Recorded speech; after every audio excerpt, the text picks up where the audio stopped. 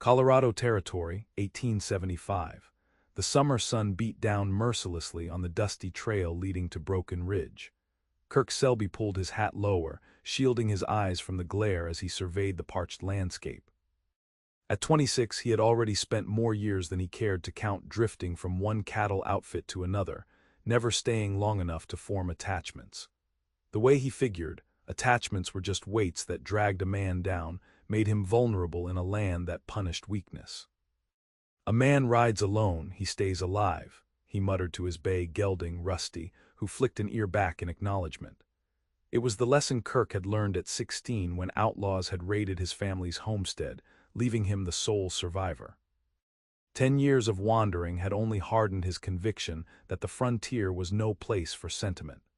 Love was a luxury for people back east, not for those scratching out an existence in these unforgiving territories. The drought had lingered for months, turning streams to trickles and wells to mud. Kirk had taken a job driving cattle to the railhead in Denver, but the herd moved slowly in the heat, desperate for water. Today he'd ridden ahead, scouting for a good spring or creek where they could water the animals before they weakened further. As he crested a small rise, something caught his eye, a splash of faded blue fabric by a stone well that sat on the edge of what appeared to be an abandoned homestead. The structure was weathered but intact, with a small cabin nearby. The well itself looked dry, its wooden bucket tipped on its side, but it wasn't the well that made Kirk spur his horse forward at a gallop. It was the motionless figure collapsed beside it, a woman face down in the dirt. "Whoa, easy," he called to Rusty as they skidded to a halt. Kirk dismounted in one fluid motion, his spurs jangling as he rushed to the woman's side. Her dark brown hair had partly come loose from its pins, spilling across her shoulders. The blue calico dress she wore was dusty but well-made.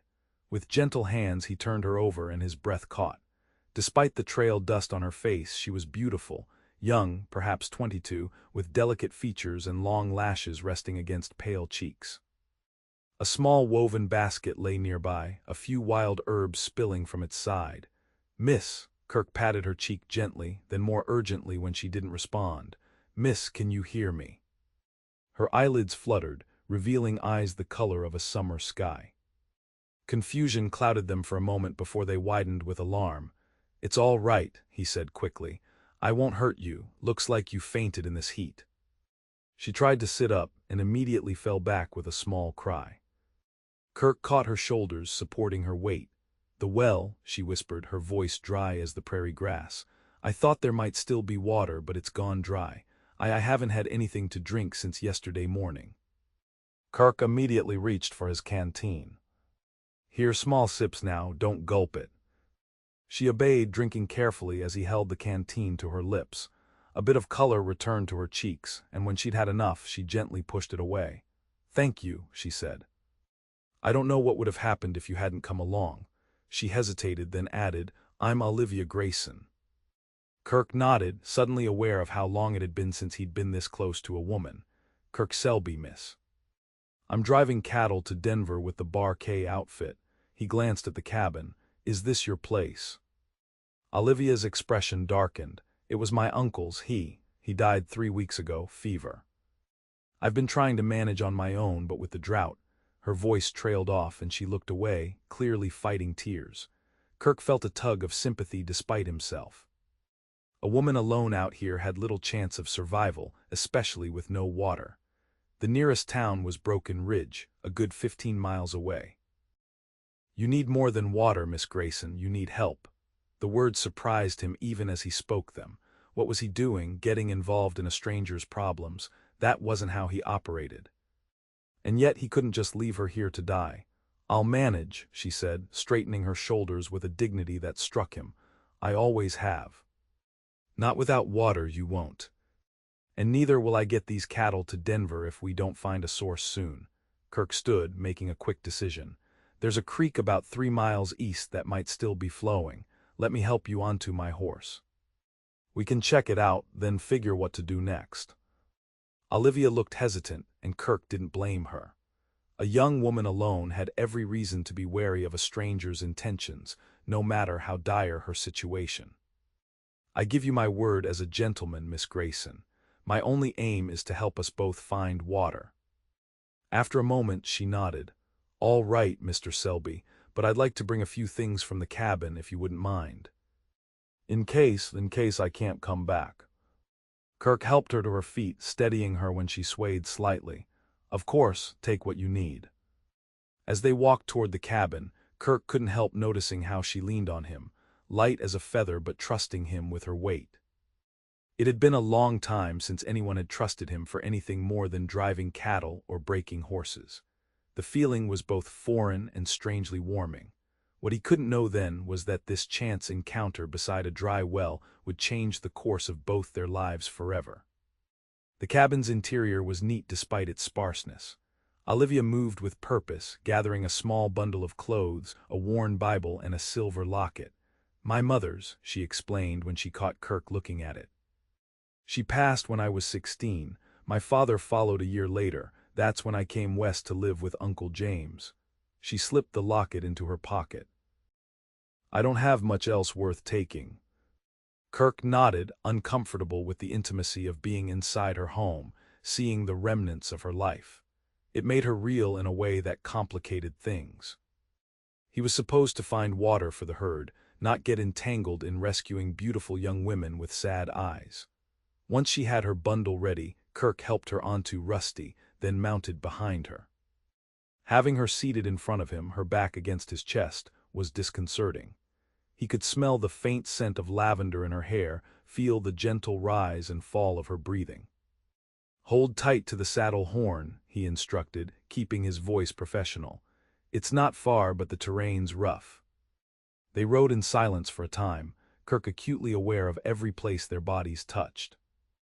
Olivia sat straight back despite her exhaustion, her head occasionally drooping before she'd catch herself. "So you're a cattleman?" she asked eventually, perhaps to stay awake. "Just a hired hand," Kirk replied. "Been drifting between outfits for years, wherever the work takes me." "No home, then?" The question was innocent enough, but it probed a wound he kept carefully bandaged. "Had one once. Found out the hard way that homes burn and families die. Easier to keep moving." He felt her stiffen slightly at his blunt words. "I'm sorry," she said softly. "That must have been terrible." Kirk shrugged, though she couldn't see it. "It was a long time ago. Some wounds don't heal with time alone, Mr. Selby."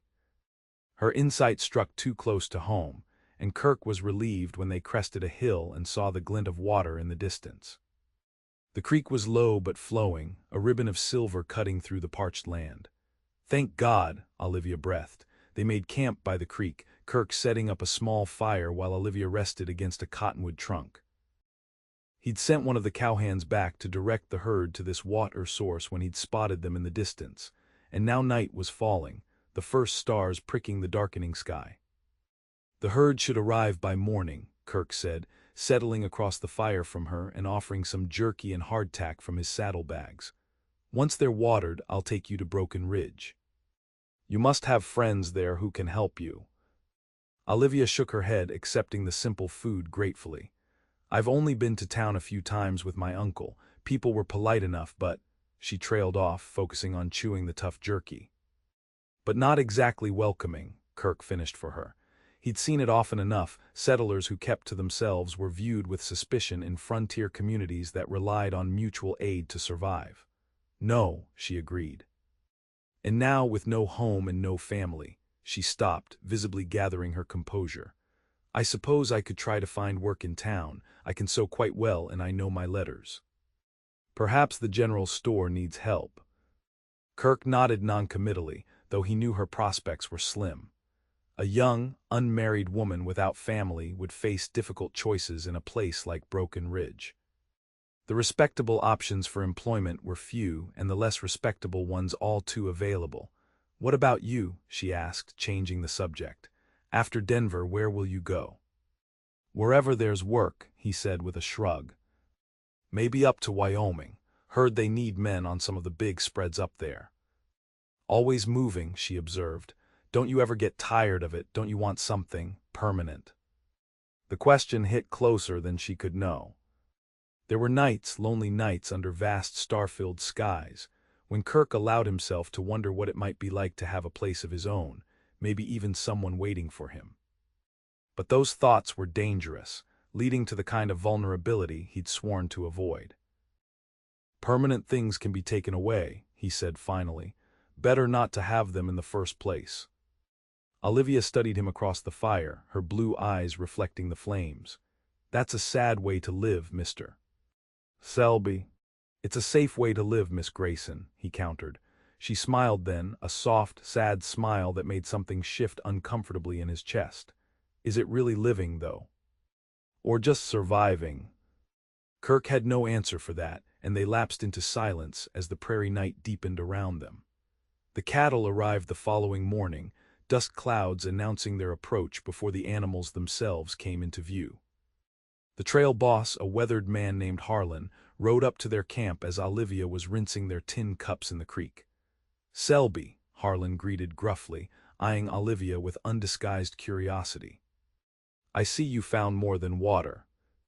"Miss Grayson was stranded at a dry homestead," Kirk explained, not liking the way the older man was looking at her.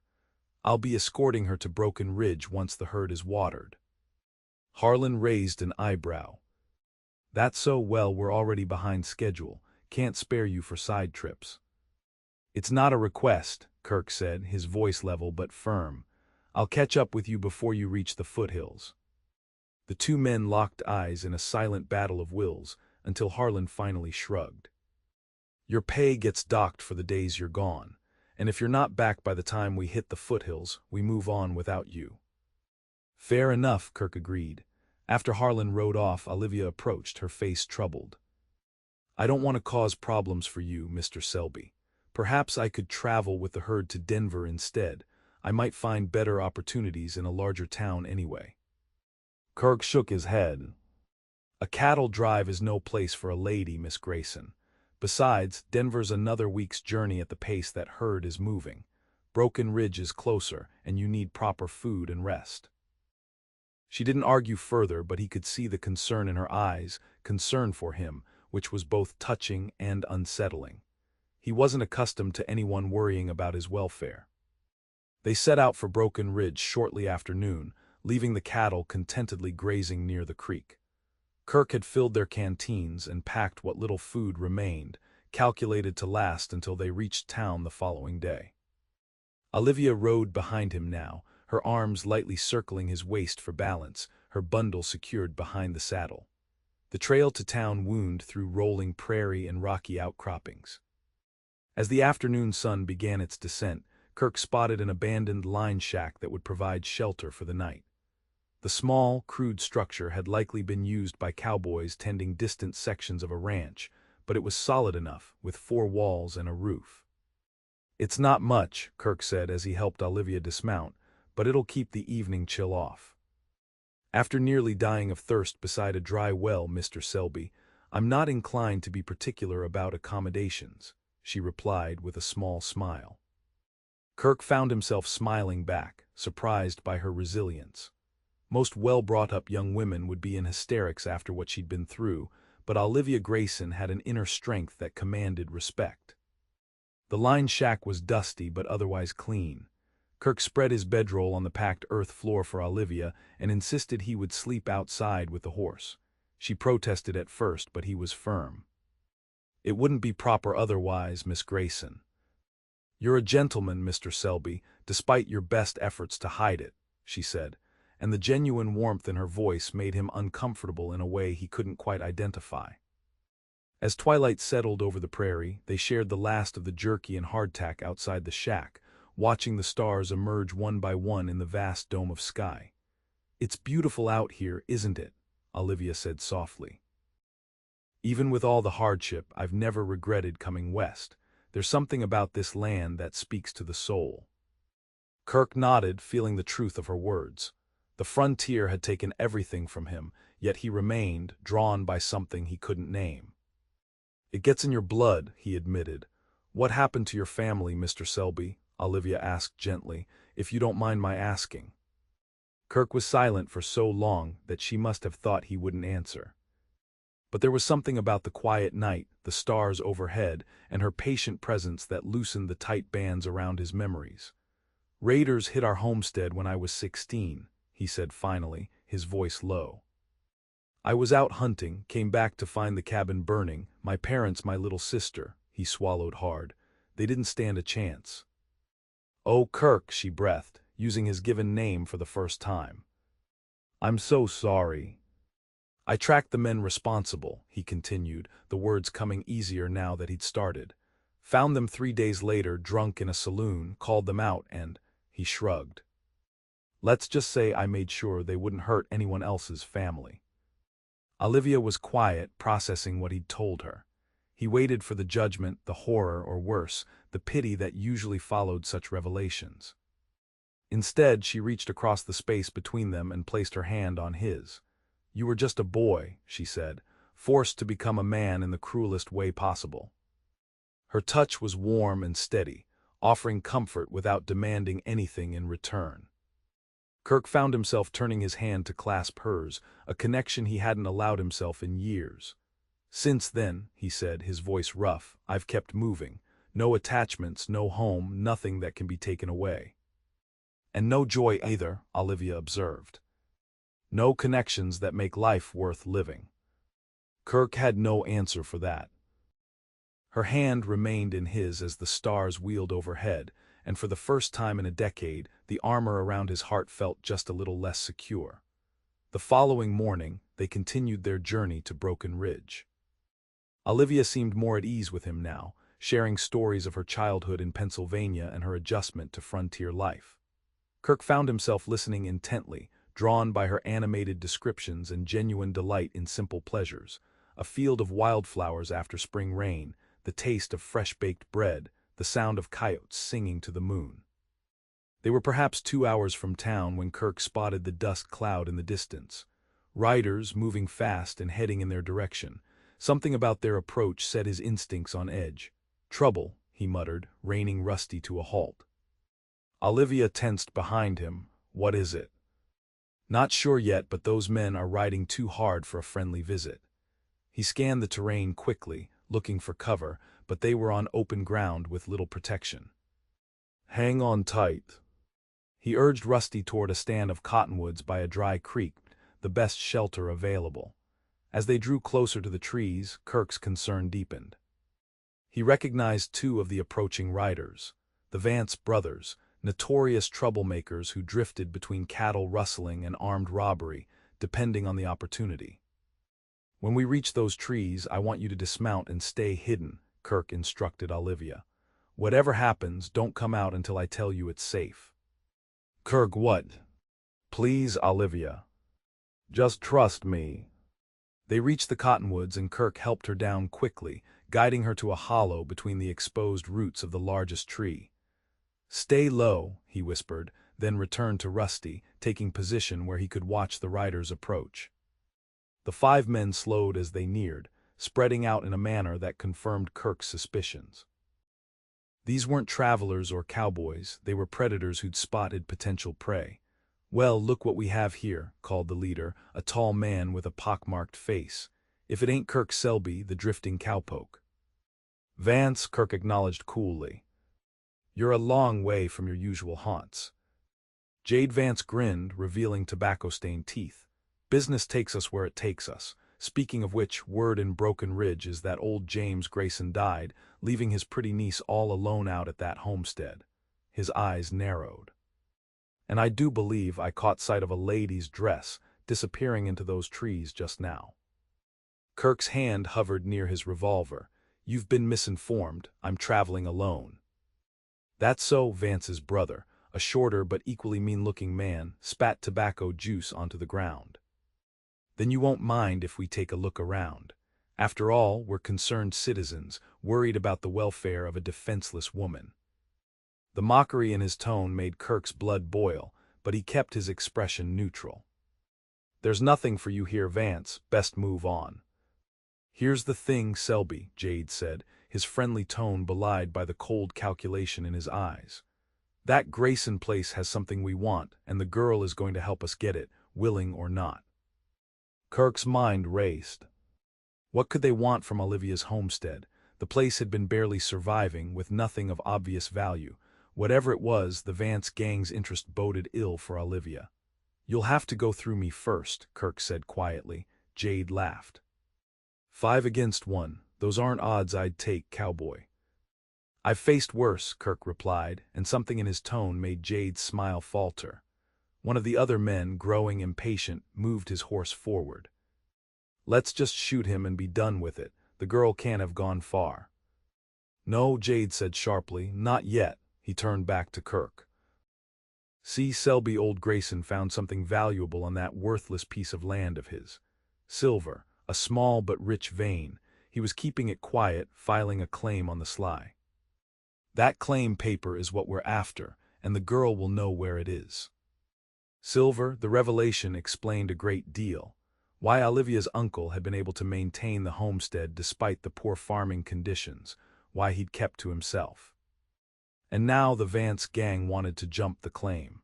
"Even if that were true," Kirk said carefully, "what makes you think the claim paper would still be valid with Grayson dead?" "Because he filed it in his and his niece's names," Jade said with a smirk.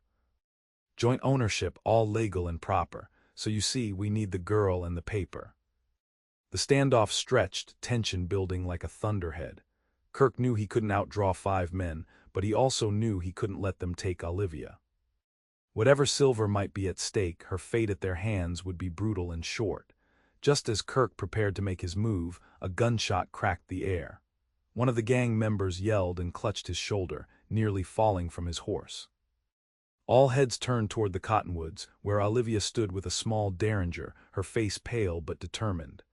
"The next one goes between your eyes, Jade Vance," she called, her voice remarkably steady. "I know exactly who you are and what you want." The momentary distraction was all Kirk needed. In one fluid motion, he drew his revolver and fired, hitting the man nearest to him. Chaos erupted as horses reared and guns blazed. Kirk dove from his saddle, rolling to cover behind a fallen log as bullets splintered the wood around him. Through the gun smoke and confusion, Kirk saw Olivia duck back into the trees. Good girl, he thought, firing again and catching another rider in the leg. The firefight was brief but intense. When it ended, 2 of Vance's men were down, 1 dead and 1 wounded. Jade and his remaining men retreated, firing cover shots as they galloped away. "This ain't over, Selby," Jade's voice carried back, "not by a long shot." Kirk waited until they were well away before calling to Olivia. "It's safe now." "Are you hurt?" She emerged from the trees, still clutching the small derringer. "I'm fine, you're bleeding." Kirk glanced down, surprised to see blood seeping through his shirt sleeve. "Just a graze." "Where did you get that gun?" "It was my uncle's," she said, approaching him with concern etched on her face. "I kept it in my bundle. I never thought I'd have to use it." She examined his arm, tearing a strip from her petticoat to bind the wound. As she worked, Kirk studied her with new appreciation. "You saved my life back there. That was either the bravest or the most foolish thing I've ever seen." Olivia met his gaze squarely. "You were outnumbered because of me. I couldn't just hide while you died on my behalf." Her matter-of-fact courage struck him deeply. This wasn't a helpless damsel needing rescue, but a partner who stood her ground when it mattered. The realization shifted something fundamental in how he saw her and how he saw himself. "Is it true," he asked as she tied off the bandage, "about the silver?"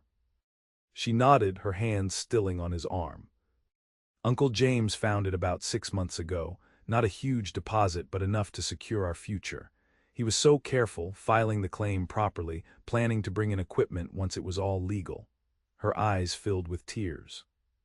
"He wanted to build a real future here, for both of us. And now the Vance gang wants to steal it," Kirk said grimly. "They won't give up easily, especially now that we've hurt them." "What do we do?" Olivia asked, and the simple inclusion of him in her future plans didn't escape Kirk's notice. "First we get to Broken Ridge," he decided. "Report what happened to the sheriff, though I doubt he'll do much. The Vances have friends in town. Then we need to secure that claim paper, make sure it's registered properly with the territorial office." Olivia hesitated. The paper's hidden at the homestead, we'd have to go back. Kirk considered this, weighing the risks.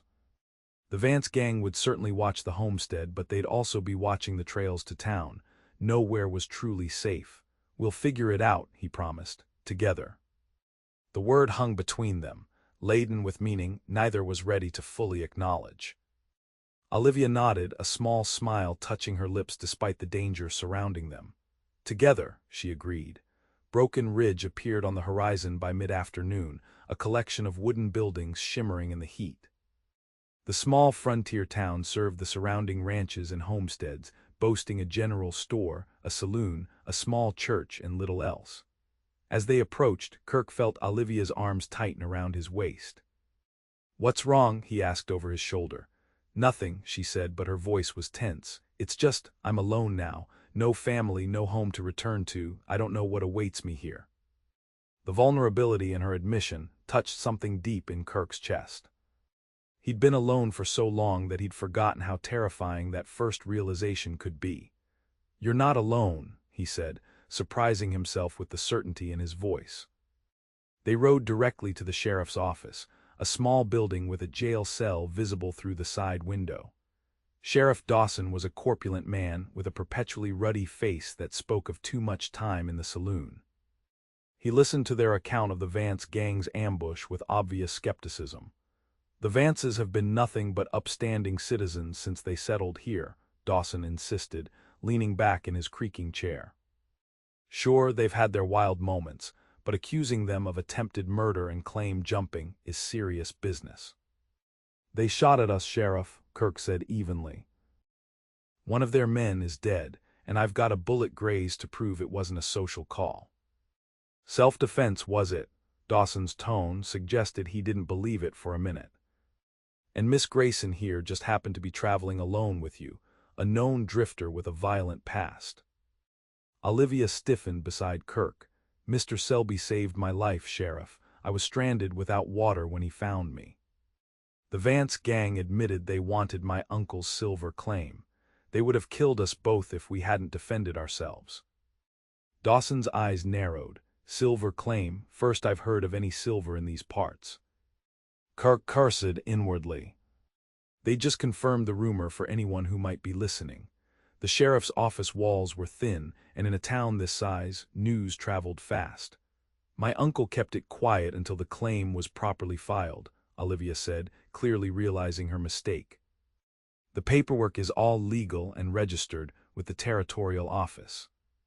This last part was a bluff Kirk knew. The claim paper was still hidden at the homestead, but Dawson didn't need to know that. "Well," the sheriff said, rising ponderously to his feet, "I'll have a word with the Vances when they come to town. Meanwhile, Miss Grayson, I suggest you find suitable accommodations. Mrs. Wilkins at the boarding house might have a room, though she's particular about single ladies." He gave Kirk a pointed look.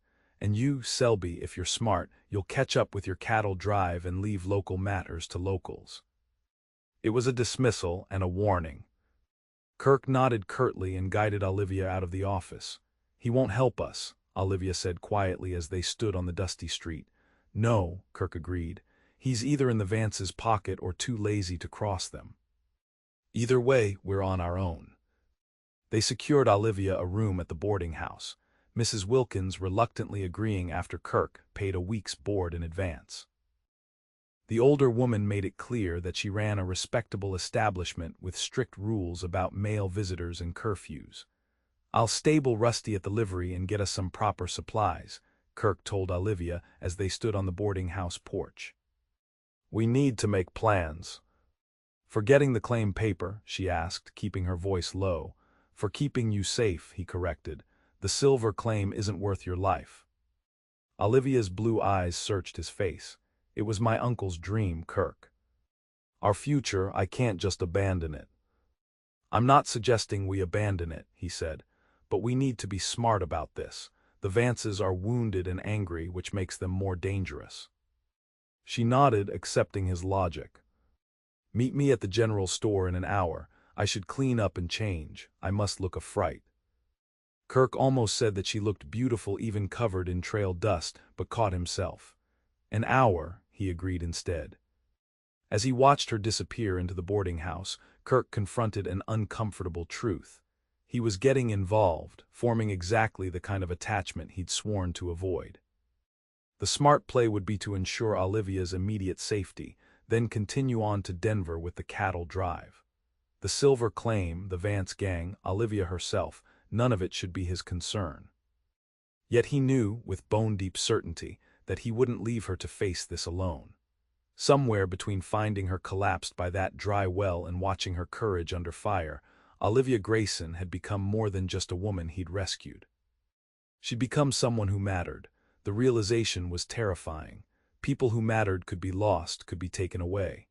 The armor he'd built around his heart for 10 long years was cracking, and Kirk wasn't sure he knew how to function without it. But as he walked toward the livery stable, leading Rusty, he acknowledged another truth. For the first time in a decade, he felt alive, not just surviving. And that feeling had everything to do with a blue-eyed woman with courage to match her beauty.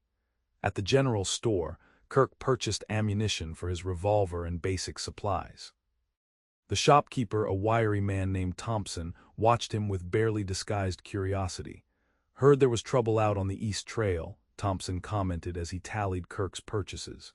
"Shooting, they say." News traveled fast indeed. "Is that so?" Kirk replied noncommittally. "Also heard James Grayson's niece is in town," Thompson continued. "Pretty young thing from what I recall, shame about her uncle. Kept to himself but paid his bills on time." He leaned forward. "Rumor has it there might be mineral rights involved in his property, valuable ones." Kirk kept his expression neutral. "People will talk about anything in a small town, won't they?" Thompson wasn't deterred. "Word is the Vance brothers are mighty interested in that Grayson place, might even have made the niece an offer." His eyes gleamed with gossip's excitement. Course, that was before the shooting.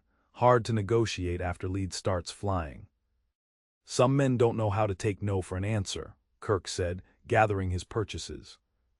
"And some drifters don't know when to keep riding," came a voice from the doorway. Kirk turned slowly to find Jade Vance leaning against the door frame, his brother Cal just behind him. Neither was visibly armed, but Kirk had no doubt they carried weapons concealed. "Vance," Kirk acknowledged coolly. "Surprised to see you in town so soon after our disagreement." Jade smiled without humor. "Just picking up supplies, same as you. This is a free country after all." The tension in the store was thick enough to cut. Thompson retreated behind his counter, eyes wide with alarm and interest. "Seems we got off on the wrong foot," Jade continued, stepping fully into the store. "Misunderstandings happen, but I'm a reasonable man. All I want is to talk business with Miss Grayson about that worthless piece of land her uncle left her." "Worthless, is it?" Kirk raised an eyebrow. "Then why are you so interested?" "Call it charity," Jade said with a shrug. "A young woman alone can't manage a homestead. I'm offering fair compensation for property that would otherwise go to ruin." "That's very generous," Kirk replied, sarcasm edging his words. "But Miss Grayson isn't interested in selling." "That should be her decision, don't you think?" Jade's voice hardened. "Unless you've got some claim on her or her property." The implication was clear, and Kirk felt his temper rising. Before he could respond, the store's bell jingled as the door opened again. Olivia entered, stopping short when she saw the Vance brothers. She'd changed into a simple blue dress, her dark hair neatly pinned, and despite the circumstances, Kirk couldn't help noticing how the color brought out her eyes. "Miss Grayson," Jade said, removing his hat with exaggerated courtesy. "Just the lady I was hoping to see." Olivia's gaze flicked to Kirk before returning to Vance. "Mr. Vance, I believe we have nothing to discuss after your actions this morning." "A regrettable misunderstanding," Jade insisted. "My men were overzealous in their concern for your welfare. If you'll allow me to explain my business proposition in civilized surroundings, I'm sure we can reach an agreement beneficial to all parties."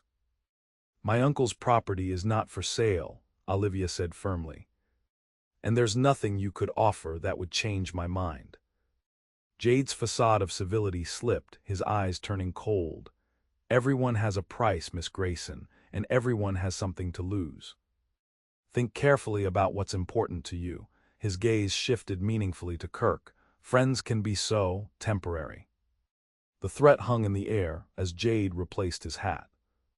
We'll talk again soon when you've had time to consider your limited options. Good day, Miss Grayson, Selby. With a nod to Thompson, the Vance brothers departed. The store remained silent for several heartbeats after the door closed. Well, Thompson finally said, his voice unnaturally high, I believe that's $15.37 for your purchases, Mr. Selby. Kirk paid and gathered the supplies, guiding Olivia outside with a hand at the small of her back. Once they were on the boardwalk, she released a shaky breath. They're not going to stop, are they? She asked quietly. No, Kirk admitted. Not until they get what they want, or are convinced it's not worth the cost. And the sheriff won't help us. We're on our own, he confirmed. Olivia straightened her shoulders, a determination settling over her features that Kirk was coming to recognize and admire. Then we need that claim paper. It's the only legal protection I have. Kirk nodded, having reached the same conclusion. We'll need to return to your homestead to get it.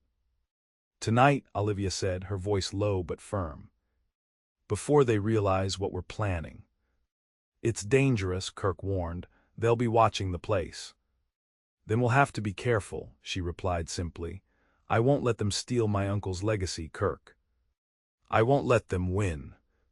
The fierce conviction in her voice stirred something in Kirk's chest, pride, respect, and something deeper he wasn't ready to name. He found himself nodding. Tonight, then.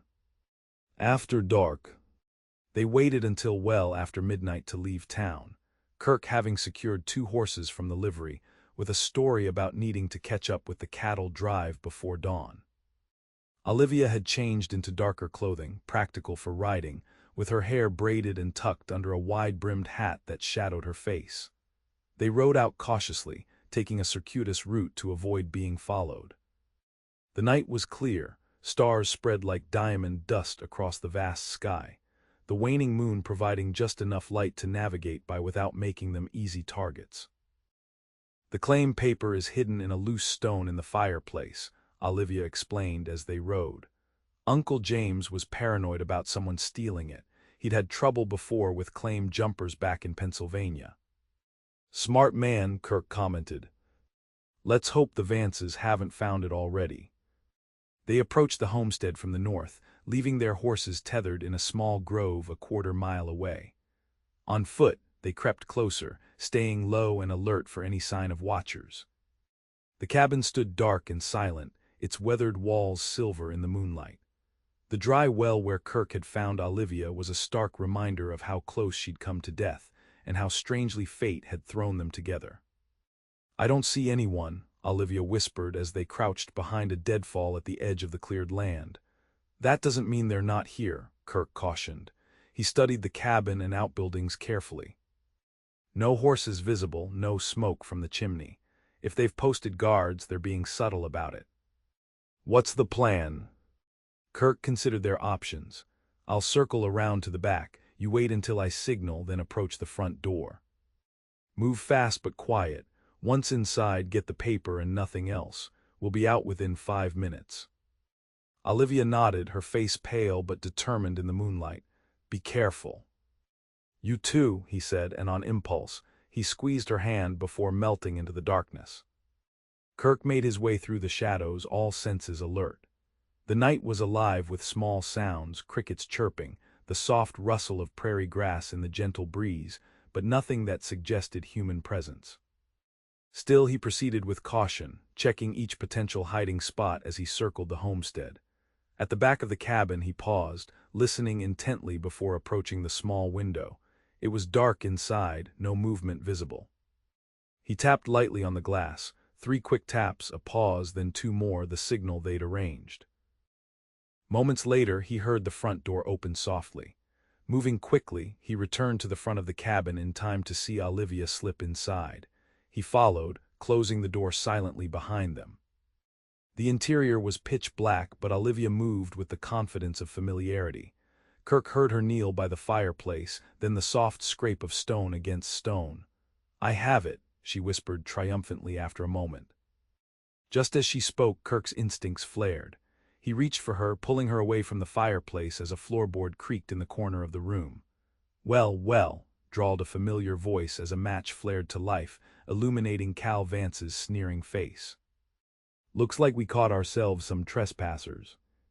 The match lit a lantern, revealing two more men flanking Cal, all with guns drawn. Kirk cursed silently. They'd walked straight into an ambush. "Hand over the paper, Miss Grayson," Cal said, extending his free hand while keeping his revolver trained on Kirk. Olivia clutched the document to her chest. "This is my property, legally filed." "You have no right." "Rights?" Cal laughed. "Out here might makes right, pretty lady, and right now you're outnumbered and outgunned." Kirk's mind raced, calculating angles, distances, odds. 3 armed men, all with weapons already drawn. Olivia beside him, unarmed and vulnerable. The odds were poor, but he'd faced worse and survived. "Where's your brother?" he asked, stalling for time. Jade usually likes to handle important business personally. "He'll be along," Cal replied with a smirk. "Wanted to make sure you actually found the paper first. Saves us the trouble of tearing this place apart." "And then what?" Kirk pressed. "You kill us both, take the claim, people will ask questions." Cal shrugged. "Tragic accident." Desperate drifter forces innocent young woman to help him steal her uncle's property. She resists, he kills her. Locals catch him in the act, justice is served. His smile turned ugly. "Nobody will miss you, Selby. Just another nameless grave in a territory full of them." The cold calculation in his voice told Kirk everything he needed to know. They'd never planned to let either of them walk out alive. "Olivia," Kirk said quietly, "when I move, run for the door." She shook her head almost imperceptibly. "Not without you." "How touching," Cal mocked. "Now the paper, if you please." "My patience is wearing thin." In the tense silence that followed, Kirk became aware of a new sound, hoofbeats approaching, multiple riders coming fast. Cal heard it too, his expression souring. "Seems like my brother's timing is perfect as usual. Last chance, Miss Grayson, the paper." The distraction was minimal, but it was all Kirk needed. In one fluid motion, he drew his revolver and fired, hitting the man to Cal's right. Simultaneously, he shoved Olivia toward the back of the cabin. "Go!" he shouted as gunfire erupted in the small space. What followed was chaos. Kirk dove behind an overturned table as bullets splintered wood around him. He fired again, catching Cal in the shoulder, but the third man was still shooting, forcing Kirk to keep low. Through the gunfire, he heard the back door slam. Olivia had made it out. Good. He fired twice more, driving the remaining gunman toward the front of the cabin, then made his own break for the back door. Outside, the night was alive with shouts and more gunfire. Jade and his remaining men had arrived, cutting off their escape route to where they'd left the horses. Kirk caught sight of Olivia running toward the barn and sprinted after her, bullets kicking up dirt at his heels. They reached the barn together, slamming the door shut behind them. Kirk quickly barred it with a fallen beam, knowing it wouldn't hold for long. "There's a horse," Olivia gasped, pointing to a single bay gelding tethered at the back of the barn. "Uncle's old mount, they must have been using him." "One horse will have to do," Kirk said grimly. "Can you ride astride?" "Yes, but—" "No buts, you're taking that horse and the claim paper and riding for Broken Ridge." Kirk checked his revolver, 2 bullets left, not enough to fight their way out together. "I'm not leaving you," Olivia said fiercely, clutching his arm. Outside, men were shouting, moving to surround the barn. They had minutes at most. "Listen to me," Kirk said urgently, taking her shoulders. "That paper is what they want. If you get it safely to town, to the territorial office, their plan falls apart. I'll create a diversion, draw them off while you escape." "They'll kill you," she whispered, her blue eyes wide with fear. Not for herself, he realized, but for him. "I'm harder to kill than they think," he replied with a confidence he didn't entirely feel. "Olivia, this is the only way. That claim is your future, your safety is." He hesitated, then finished softly, "everything." Something passed between them in that moment. unspoken but profound. Olivia stood on tiptoe and pressed her lips to his in a brief, fierce kiss. "Come back to me," she said, her voice breaking. "Promise me." Before Kirk could answer, a bullet splintered through the barn wall near their heads. "Go," he urged, helping her onto the horse. "Head east, then circle back to town. Don't stop for anything." With a last, anguished look, Olivia tucked the precious document securely inside her shirt, then urged the horse toward the small back door of the barn. Kirk waited until she disappeared into the darkness before turning his attention to creating the most disruptive diversion possible. An old lantern hung from a beam, its oil reservoir nearly full. Kirk grabbed it along with a pitchfork from the wall. He positioned himself near the main doors, listening to the men gathering outside. "Selby," Vance's voice called. "Send out the girl and the paper, and maybe I'll let you live long enough to reach the county line." "Awful generous of you, Vance," Kirk called back. "But I've got a counteroffer." With that, he smashed the lantern against the barred door, igniting the oil. Flames leapt up instantly, spreading across the dry wood. Kirk backed away, seeking the shadowed corner where he'd spotted a trapdoor earlier, likely a root cellar or storage space beneath the barn floor. Outside, confusion erupted as the men realized the barn was burning. Some rushed forward to try to save the structure, while others shouted warnings about the fire spreading. Kirk dropped through the trapdoor, pulling it closed above him. The space below was tight and dark, but a faint light at the far end suggested an exit. He crawled toward it, emerging from a low opening half-concealed by scrub brush several yards behind the barn. The night was now illuminated by the blazing barn, men shouting and running as they tried to control the fire. In the confusion, no one noticed a lone figure slipping away into the darkness, heading west, away from Olivia's escape route. Kirk ran until his lungs burned, putting as much distance between himself and the Vance gang as possible. His plan was to circle wide and make his way back to town by a different route, hopefully arriving not too far behind Olivia. What he hadn't planned for was the bullet that had grazed his side during the shootout in the barn. As the initial rush of survival faded, the pain made itself known, hot and insistent. Kirk pressed a hand to his side, feeling the wetness of blood soaking through his shirt. "Not now," he muttered, forcing himself to keep moving despite the growing weakness in his limbs. "Not when she needs me." Broken Ridge was still miles away, and dawn was approaching. Kirk stumbled on, driven by a determination that had nothing to do with self-preservation and everything to do with a blue-eyed woman who'd asked him to come back to her. For the first time in 10 years, someone was waiting for him. Someone cared whether he lived or died. The realization was both terrifying and exhilarating, pushing him forward when his body wanted to surrender to exhaustion and blood loss. As the eastern sky began to lighten, Kirk found himself at the creek where he'd first made camp with Olivia. He paused long enough to drink and wash his wound, binding it as best he could with strips torn from his bandana. The bullet had carved a deep furrow along his ribs but hadn't penetrated deeply. Painful but not immediately fatal if he could avoid infection. Still, he'd lost enough blood to make his head swim when he stood.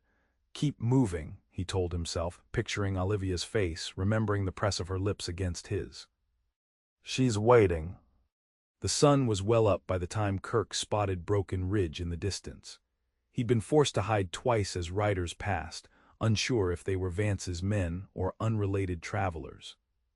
Now exhausted and light-headed from blood loss, he approached the town cautiously. His first objective was to find Olivia, to know she'd made it safely with the claim paper. But stumbling into town in his current condition would only draw unwanted attention.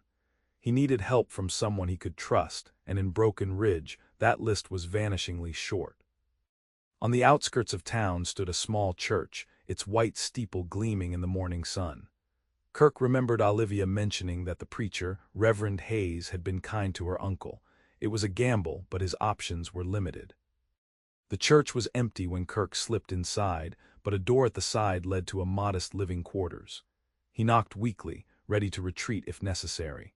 The door opened to reveal a tall, thin man with kind eyes and prematurely gray hair. Reverend Hayes took in Kirk's blood-stained clothing and pale face with a single glance. "You need help, son," he said simply, opening the door wider. "I need to find someone," Kirk managed. "Olivia Grayson. She's in danger." The Reverend's expression shifted to one of concern. "Miss Grayson arrived in town a few hours ago, in quite a state. She's at the boarding house, under the protection of several townspeople who have taken exception to the Vance brothers' methods." Relief washed over Kirk so powerfully that his knees nearly buckled.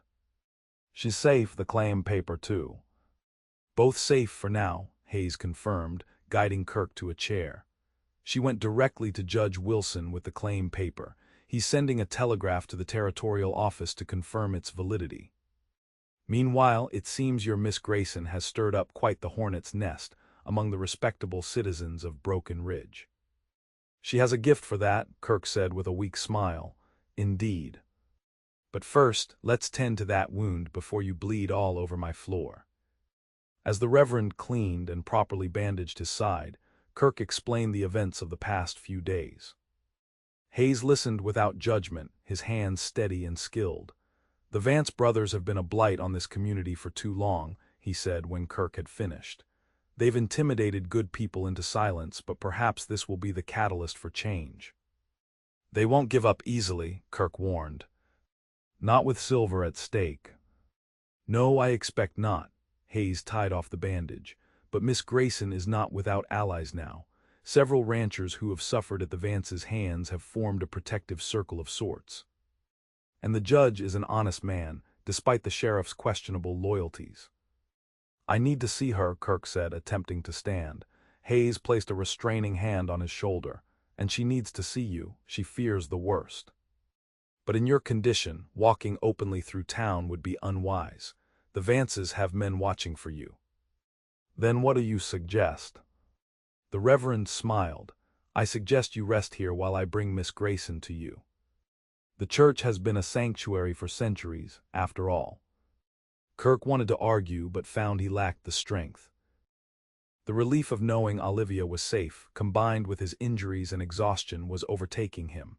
"Rest," Hayes urged gently. "I'll return with her soon." Kirk must have dozed, for the next thing he knew, the door was opening and Olivia was rushing toward him, her face transformed by joy and relief.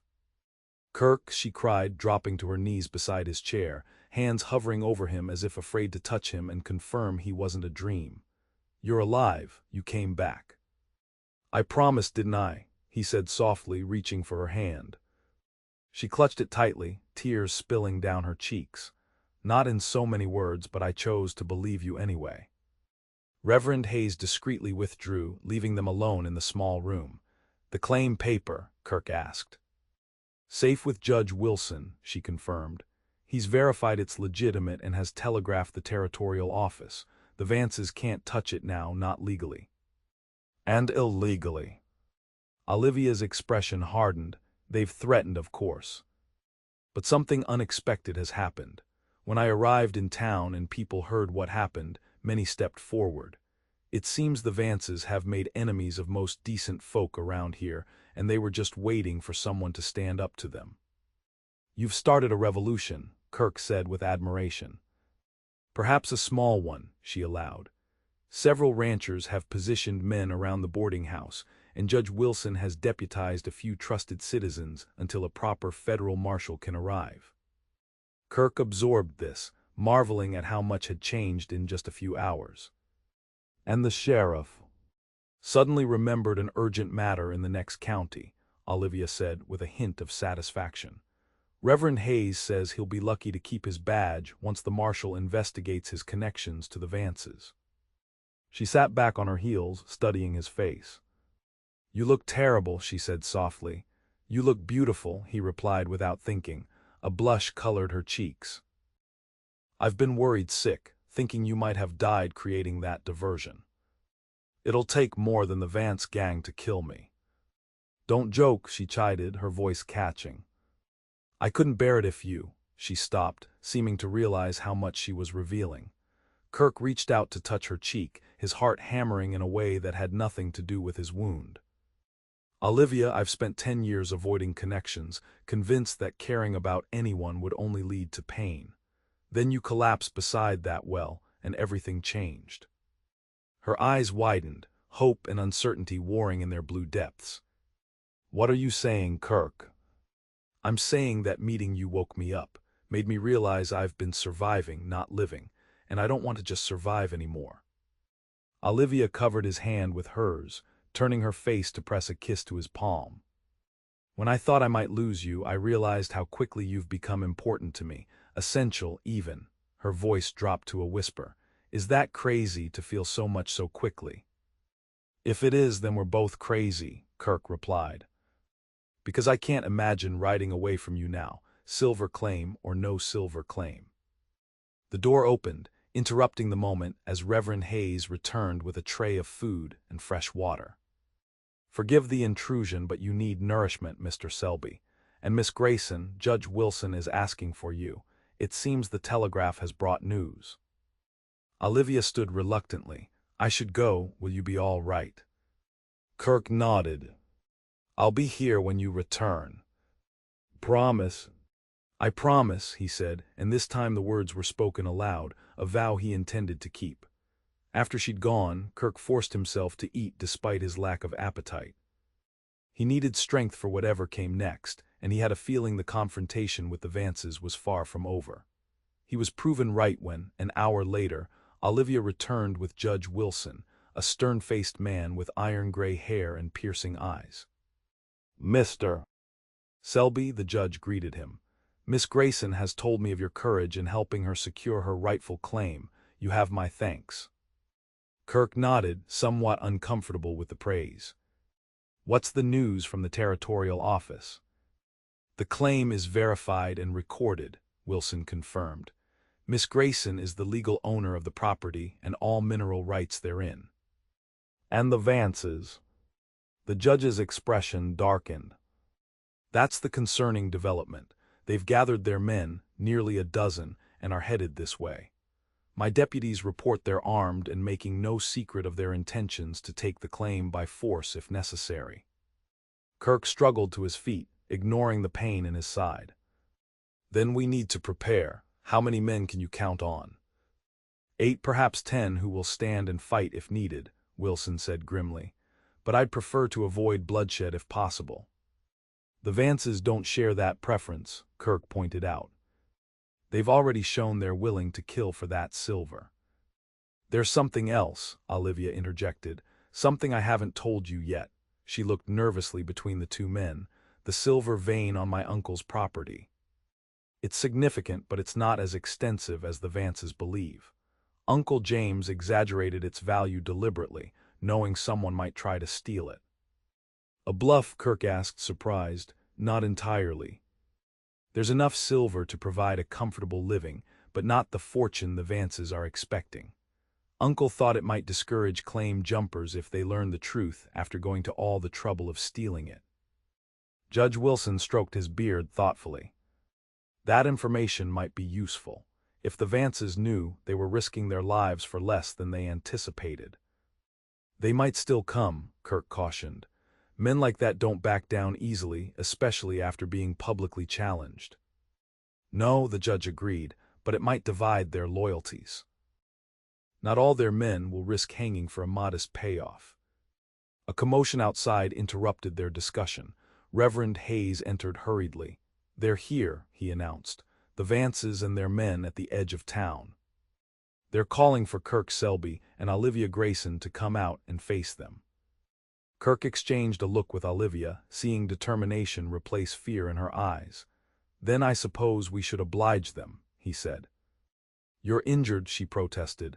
I can stand and I can shoot if necessary, he replied, but I'm hoping it won't come to that. Judge Wilson nodded. I'll gather our men. Reverend, please help Miss Grayson and Mr. Selby to the back of the church. There's no need to walk directly into their sights. The next few minutes were a flurry of activity, as the judge's deputies positioned themselves strategically around the town center. From the church's back entrance, Kirk could see Jade and Cal Vance with their men grouped behind them, all heavily armed. Last chance, Selby, Jade's voice carried across the town square. "Send out the girl and the claim paper, and we'll let you live." Kirk stepped out from the church's shadow, Olivia beside him despite his attempts to make her stay back. Judge Wilson and his deputies moved to flank them, rifles ready. "It's over, Vance," Kirk called. "The claim is registered and legal. Miss Grayson owns that land and everything on it fair and square." Jade spat on the ground. "Papers can burn, witnesses can disappear.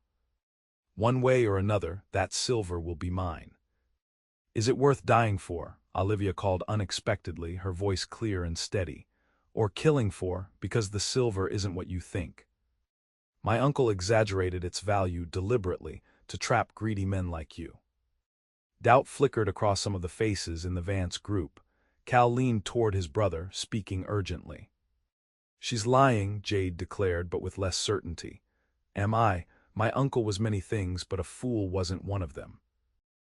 He knew someone would come for the claim eventually. The silver's real, but it's a modest deposit, enough for a good living but not the fortune you're imagining." Kirk watched as this information rippled through the Vance gang. Several men exchanged glances, clearly reconsidering the risk they were taking. "Even if that's true," Jade said, "it's still worth having, and I aim to have it." "At what cost?" Judge Wilson stepped forward. "I've deputized these men legally. The territorial governor has been telegraphed. A federal marshal is on his way. If you start shooting now, it's not claim jumping anymore, it's murder, plain and simple. And some of your men might be questioning whether a modest silver deposit is worth swinging for," Kirk added. As if to prove his point, two of the men at the back of the Vance group began to drift away, unwilling to risk their necks for diminished returns. Jade noticed and swore viciously. "Stand your ground, you cowards." "It's not cowardice, Jade," one of the departing men called back. "It's common sense. I didn't sign on for a war over a few dollars of silver." More men began to waver, the balance of power visibly shifting. Cal grabbed his brother's arm, speaking urgently in his ear. Jade shook him off angrily. "This isn't over," Jade snarled, but the threat sounded hollow as his forces continued to diminish around him. "Yes, it is," Judge Wilson said firmly. "You have two choices, Vance. Leave Broken Ridge now and never return, or stay and face charges for attempted murder, claim jumping, and whatever else we can make stick. Choose wisely." For a tense moment it seemed Jade might choose violence despite the odds. His hand hovered near his gun, his face contorted with rage and frustration. Then, abruptly, he turned and mounted his horse. "Come on," he growled to his remaining men. "This town ain't worth the powder it would take to blow it to hell." They rode out in a cloud of dust, Cal casting one last venomous glare over his shoulder. No one spoke until the riders had disappeared from sight. Then a cheer went up from the townspeople who had gathered to witness the confrontation. Kirk turned to Olivia, who was watching him with an expression that made his heart stutter in his chest. "Is it really over?" she asked quietly. "For now," he replied honestly. "They might try again, but with the claim properly registered and the town standing with you, their options are limited." She nodded, accepting this. "My uncle used to say that frontiers aren't tamed by force, but by communities standing together." She looked around at the townspeople, many of whom were approaching to offer congratulations and support. "I think he was right." In the days that followed, a transformation seemed to sweep through Broken Ridge. With the Vance brothers gone, people spoke more freely about the intimidation and corruption that had gripped the town. The sheriff returned only to find himself under investigation, and a new election was called. Reverend Hayes insisted that Kirk stay at the church until his wound healed properly, a process that took nearly 2 weeks. During that time, Olivia visited daily, bringing food, news, and a presence that brightened the small room in a way Kirk had never experienced before. They talked for hours, sharing stories of their lives, their hopes, their fears.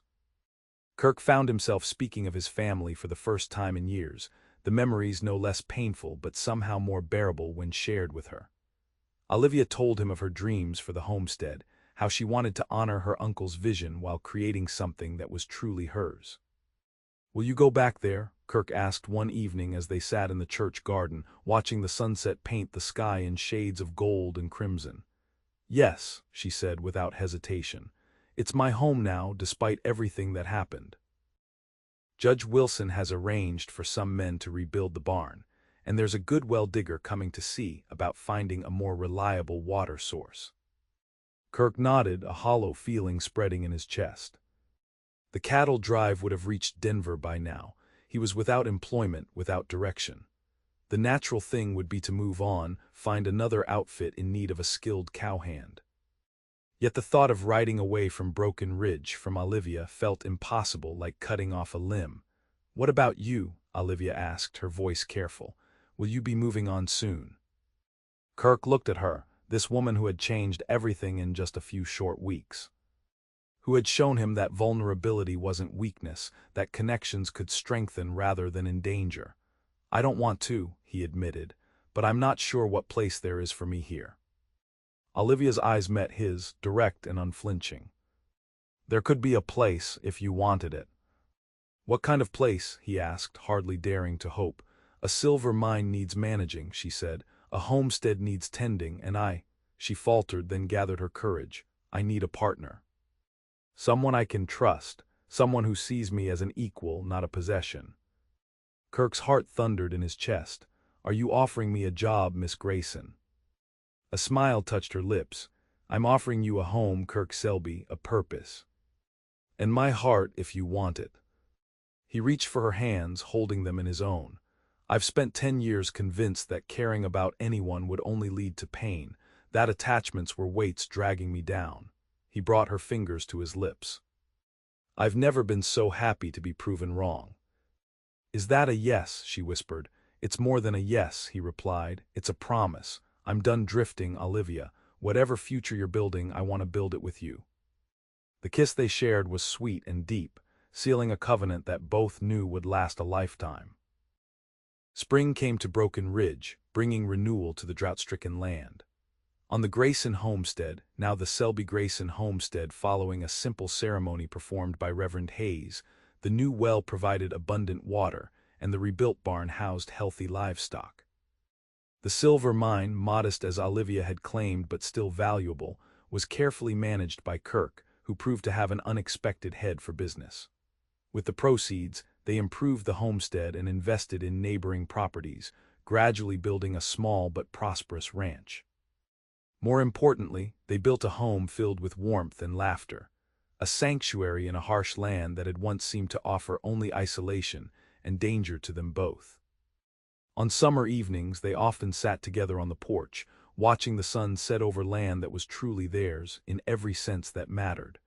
"Do you ever think about how we met?" Olivia asked one such evening, her head resting against Kirk's shoulder. "How close we both came to missing this life entirely." Kirk considered the question, his arm tightening around her waist. "I think about it often," he admitted. "How you collapsed beside that dry well, and how finding you there changed everything for me." "You lifted me up," she said softly. "Not just physically, but in every way that matters. You gave me a new life." "We gave each other a new life," he corrected gently. "You woke me up, Olivia, made me realize I'd been half alive for 10 years. She turned in his arms, her blue eyes reflecting the last golden rays of sunset. "I'm glad you found me by that well, Kirk Selby."